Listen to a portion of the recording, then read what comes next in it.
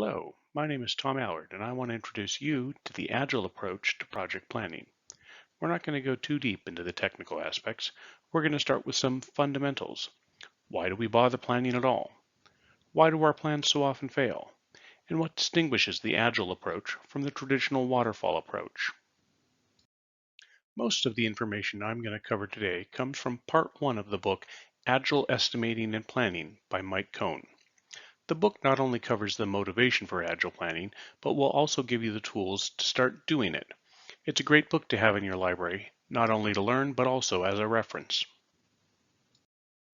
Before we start discussing Agile planning versus waterfall, your first question might be, why bother planning at all? We're all familiar with how poorly our time estimates are anyways, so what value can planning offer us?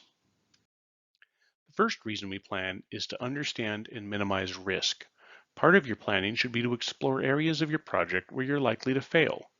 When looking at the surface of your project, you may feel confident that you know what you're building and how you will do it.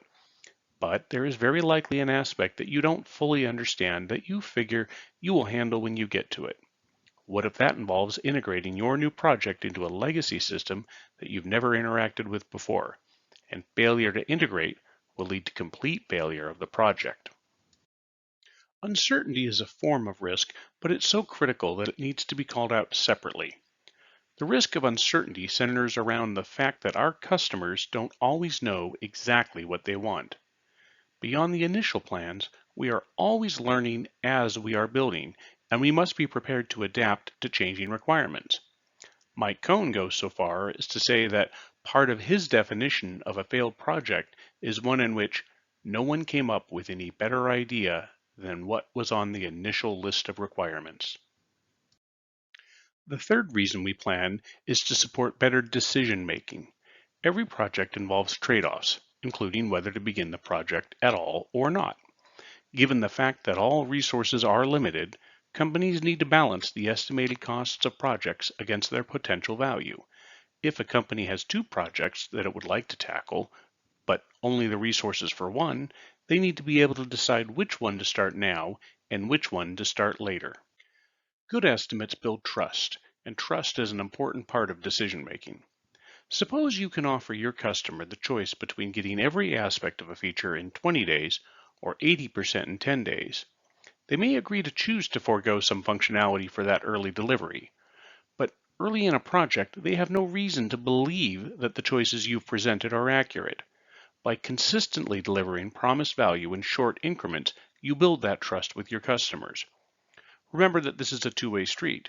If you consistently overpromise and fail to deliver because your plans are inaccurate, you'll lose the trust of your customers. Reliable estimates also help your development team keep a sustainable pace. When you overpromise, extra pressure is put on your team to deliver. While most teams can occasionally handle that extra pressure, it is not sustainable in the long term. This also leads to a vicious cycle. By rushing work, steps are skipped to save time and bugs will inevitably pop up. Tracking and debugging software is the most unpredictable activity, so your initial unreliable estimate is now likely to cause your next estimate to slip as well. By making reliable estimates that can be delivered with high quality in a predictable time frame, your team can and will be able to maintain that rate for the long term. Finally, a plan conveys information. A plan is not a promise that everything will be delivered on a specific date, but instead it defines a baseline. If you just tell your customer that the project will be complete in 7 months, they will likely be suspicious, and rightly so. If instead you provided an outline for the milestones you expected to complete, each with its own target range, document your assumptions, and include a plan to collaborate with them along the way, you will build their confidence. Remember, the one thing constant in software development is change. So preparing for, communicating, and reacting to change is critical to the success of your project. Now that we understand why we should plan, we need to decide how we will plan. Let's explore the traditional waterfall approach and see if it can deliver the reliability that we need. First, let's start with looking at when waterfall might be the right approach for your project. This matrix will help you align your strategy based on two dimensions, what and how. If you have a strong idea about what you are building, And this includes the notion that you do not expect those requirements to change, and you are familiar with how you will be building it, then waterfall may be the best approach.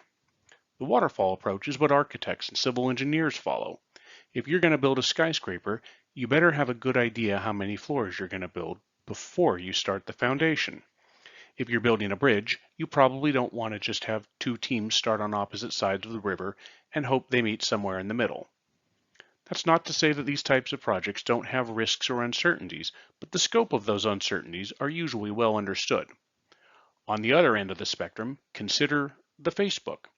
When they began, their vision would not have looked like the product they have today, but they had some key features that they built towards, explored how their customers reacted, and adapted along the way.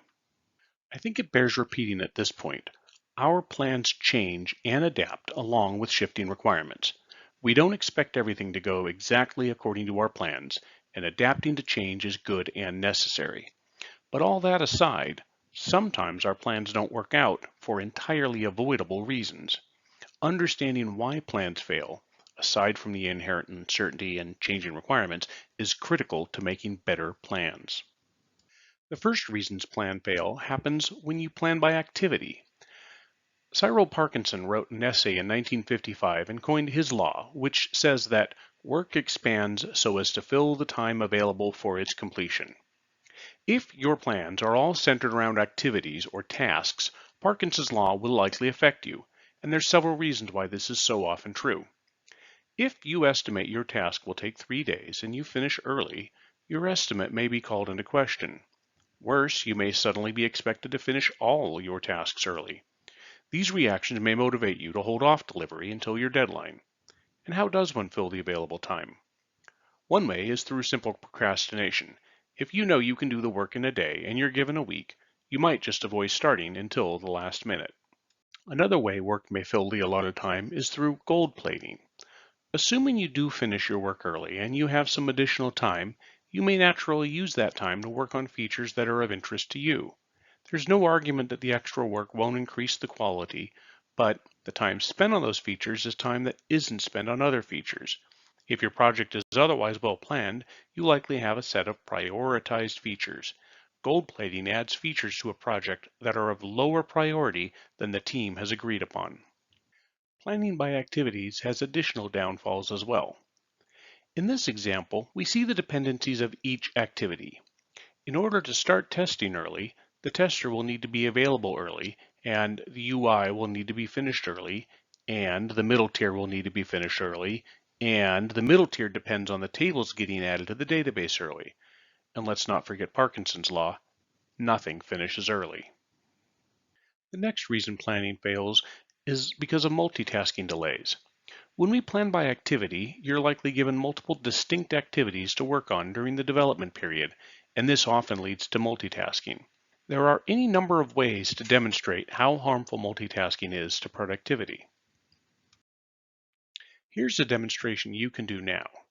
Imagine you're tasked with writing out the table above, one column of numbers, one column of letters, and one column of Roman numerals. Get a stopwatch, a piece of paper, and a pencil. On the paper, mark 3 columns. Now your boss doesn't like work to be uneven, so you need to complete each row before moving on to the next row. Pause the video and time yourself to see how long it takes you to complete. Remember, you can't start the next row until you finish the previous row. Pause the video now. Note how long that took. We're going to do it one more time, but this time finish each column before moving on to the next. You're going to finish 1 to 10 before you begin writing your letters, and your letters before you begin writing your Roman numerals. Ready? Pause the video now. How did that work? Every time we change context, there is some lost productivity. The last reason planning fails that I'm going to talk about centers around the assumptions we make when we start a plan. Traditional project plans assume that all the features will be delivered. In reality, as our understanding and requirements change, we are likely to learn that not all of our features will be delivered. Traditional project plans prioritize the work for the benefit of the developers, but an Agile approach based on continuous delivery of deliverable product increments prioritizes work based on features. By prioritizing your features and working to deliver new functionality continuously, you ensure that the most important features are not delayed or cut at the end of your project. When planning by feature, you work as a single team on features, and a feature isn't complete until it has been fully tested and is potentially shippable. That means that a developer doesn't simply finish his step and toss it over the fence to QA. Features are split into the smallest units possible. Work is done in short iterations, and at the end of each iteration, you and your stakeholders review that work and adapt your plans for the next iteration. The final key feature of Agile planning that I want to talk about is iterations. As we've seen, we need to constantly inspect and adapt.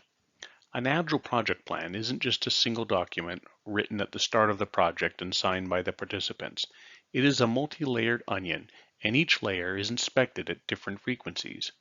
At the top, we have the vision. This shouldn't change too frequently, but it does require support from high levels of the organization. Below that is a roadmap, giving us broad guidance of what we include in our releases. The upcoming releases are more detailed than the distant releases. Releases are frequently made up of multiple iterations, but remember, each iteration should be delivering new features, fully tested and ready to go. At the center, we get to the daily work, where the development team is meeting every day to discuss roadblocks and ensure that they will be able to complete the tasks of the current iteration. Thanks for watching. I hope this helped you understand the value of project planning and specifically why Agile planning is ideal for the ever-changing requirements we face in software development.